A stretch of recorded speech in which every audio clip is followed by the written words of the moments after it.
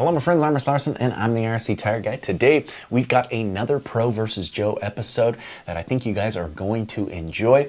We've got a lot of technical sections here that we're trying to break down and show you guys the difference between an average rider and a pro rider. We've got Adam Does Dirt Bikes and James Flynn, our pro IRC athlete, getting after it here at the Donner Hardenduro.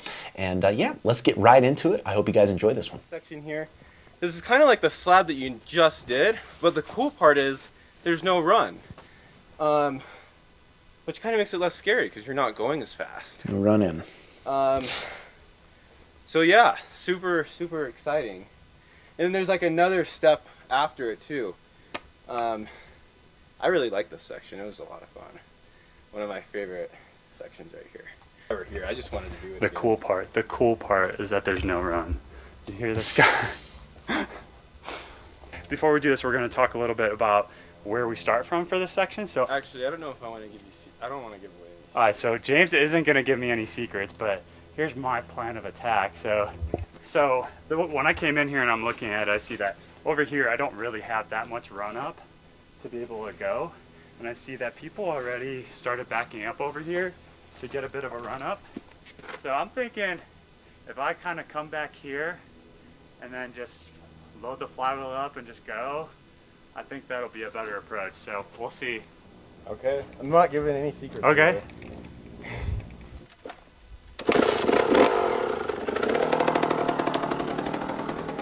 It's a good slab.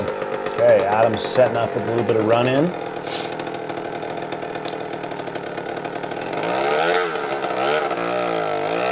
Ooh, look at that rear. It's already spinning. That's slick.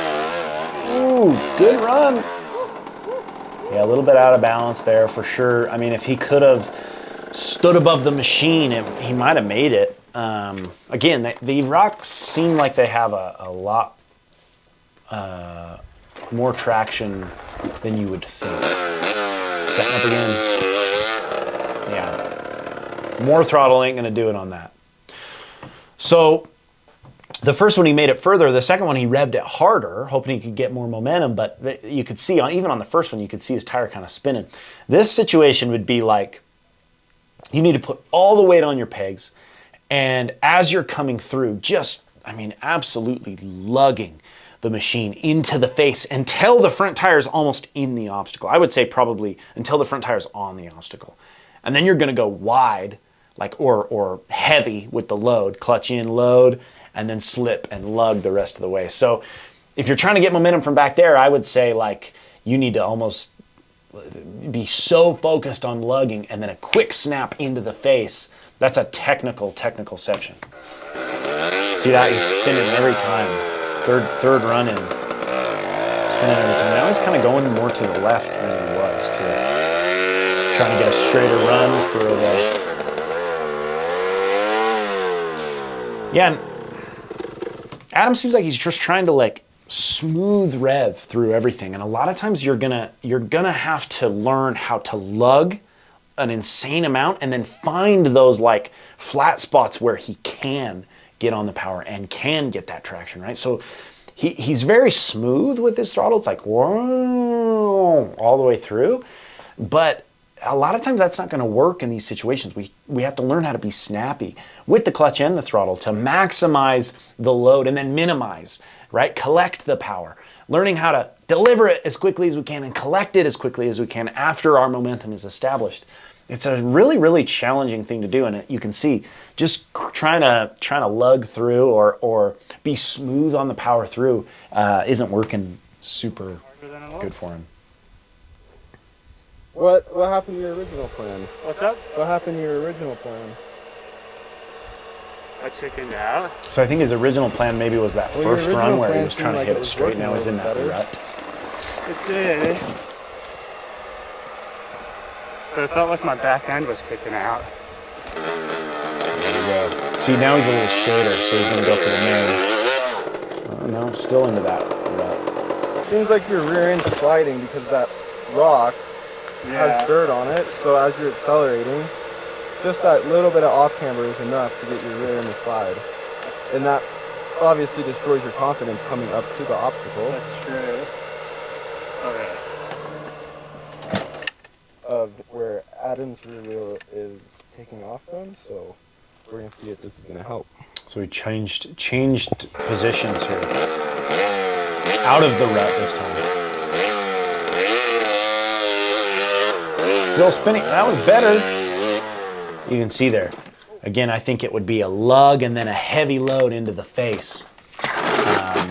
You know, you'd have to like kind of delay that power delivery. Oh yeah, look at that. As long as you possibly can.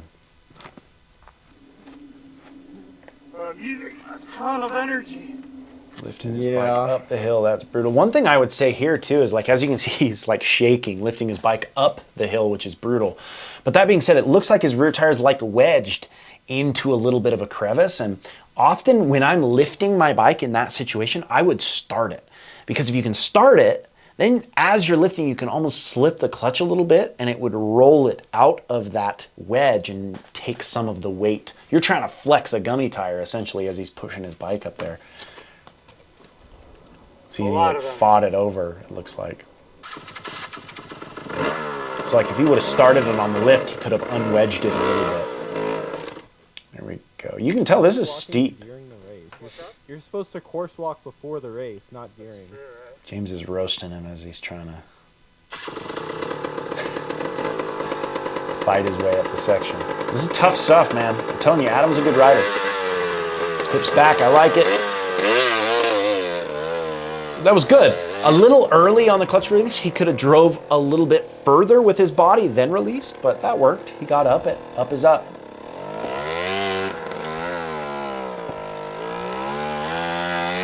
Can't quite see what's behind him, but I would say pull that bike back. Get a quick snap of the clutch. Yeah, he had plenty of room there. He could have pulled his bike back. Nope.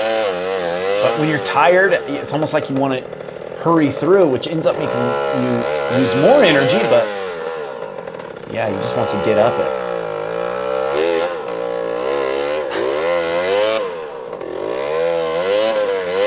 Woo! Smoking rubber. I feel like I used up a lot of energy. If I was able to keep my momentum up this slab and then keep it going on that second slab, I would have gotten to the top so much faster and I wouldn't have burned so many matches. So Right. Adam smoked. I definitely feel like I used a lot of energy. I'm curious to see how James does it. Okay.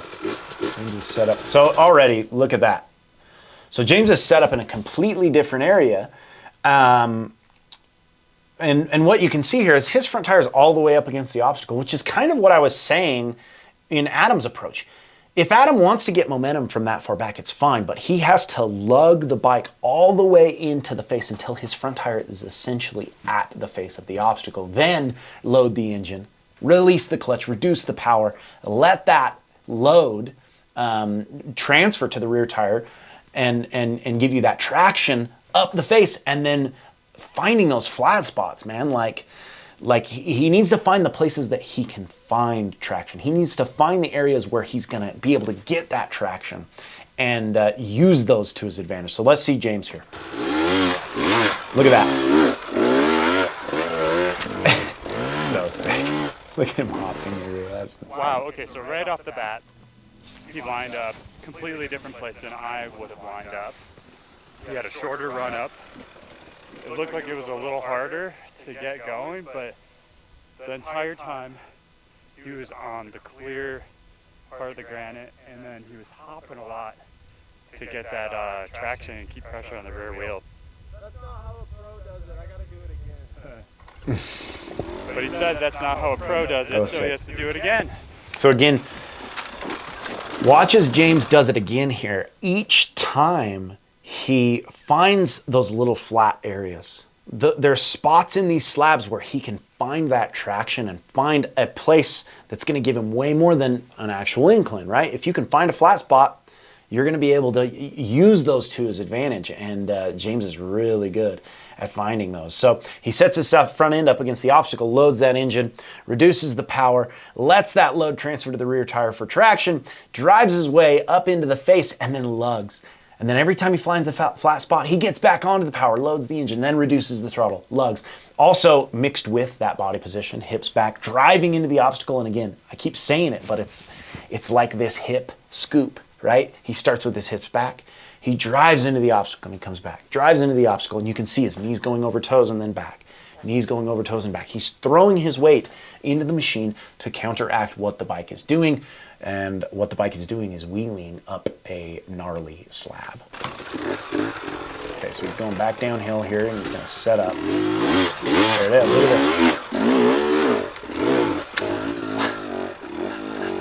this. Pretty awesome, dude. Doesn't seem like he's happy with that. James is a beast. So why do you start off over there? Because it's flat, not at Flat. an angle, Flat spots. so it makes coming into it a lot easier. And it's not as blown out. The dirt's a lot more solid.